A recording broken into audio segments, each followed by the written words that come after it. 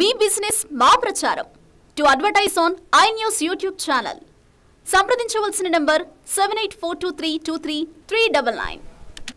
రఫా నగరం దిశగా Israel అడుగులపై Arab దేశాలు మండిపడుతున్నాయి.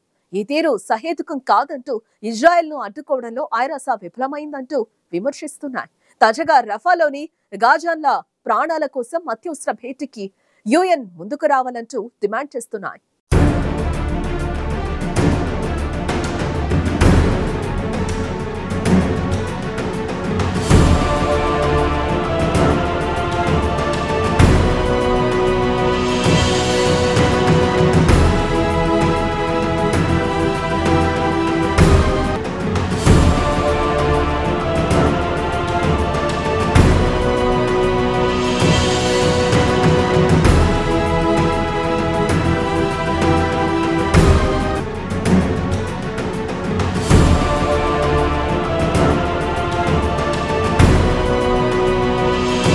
ఇజ్రాయెల్ పై హమాస్ ఆకస్మిక దాడులతో పశ్చిమాసియాలో రేగిన చిచ్చు మారణ హోమాలకు కారణమవుతోంది. ఇప్పటికే హమాస్ పై ప్రతీకారం పేరుతో గాజా సిటీని దాదాపు నాశనం చేసేయడంతో పాటు వేల మంది మరణాలకు కారణమైన ఇజ్రాయెల్ దాడులు ఇప్పుడు మరో నగరం రాఫాకు విస్తరిస్తున్నాయి.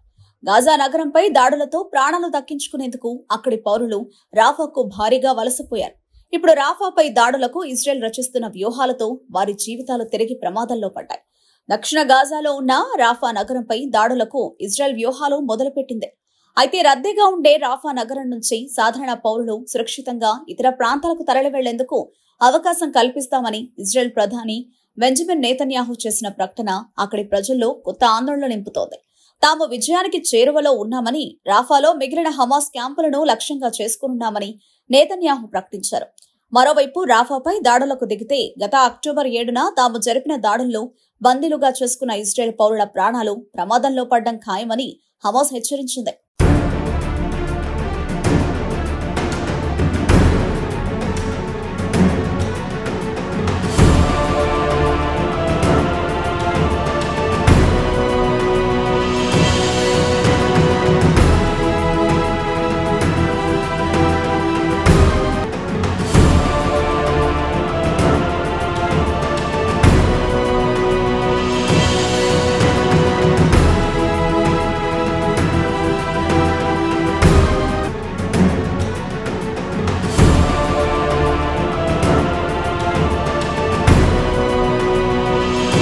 అన్నింటికంటే మించి రాఫాలో ఆశ్రయం పొందుతున్న గాజాలోని 2.3 మిలియన్ల జనాభాలో సగానికి పైగా ప్రజలు ఇప్పుడు ఆహారం, నీరు, వైద్య సామాగ్రి కొరతను ఎదుర్కొంటున్నారు.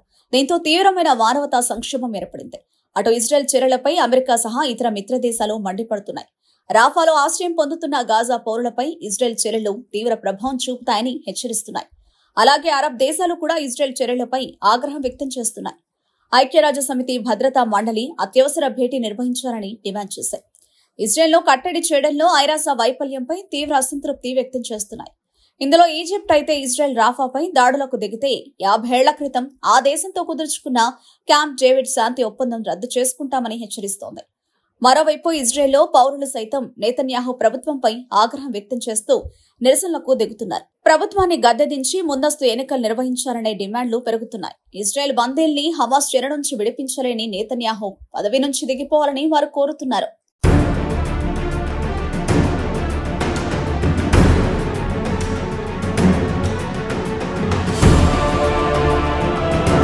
గాజాపై ఇజ్రాయెల్ విచక్షణ రహితంగా బాంబు దాడి చేయడం వల్ల లక్షలాది మంది తమ ఇళ్లను విడిచిపెట్టి తాత్కాలిక ఆశ్రయాలలో నివసించాల్సి వస్తోంది. ఇది ప్రపంచవ్యాప్తంగా సాధారణ ప్రజల నుండి, ముఖ్యంగా పొరుగున ఉన్న అరబ్ దేశాల ప్రజల నుండి అధిక మద్దతును పొందింది.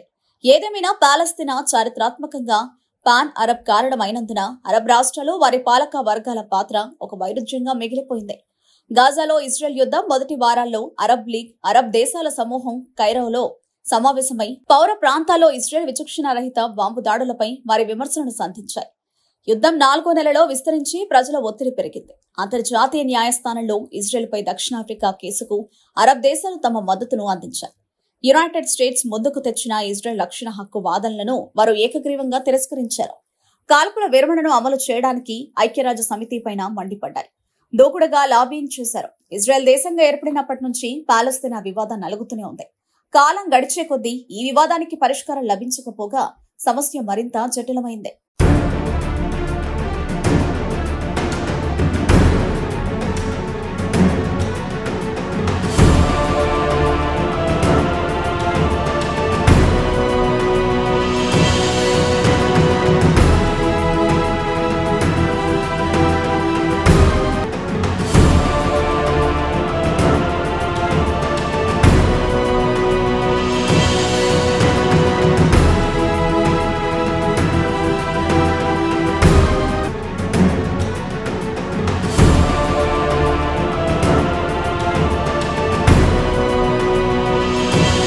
విషయంలో అరబ్ ఇస్లామిక్ దేశాలు తమ వైపు నిలుస్తాయని పాలస్తీనా ఆశిస్తోంది.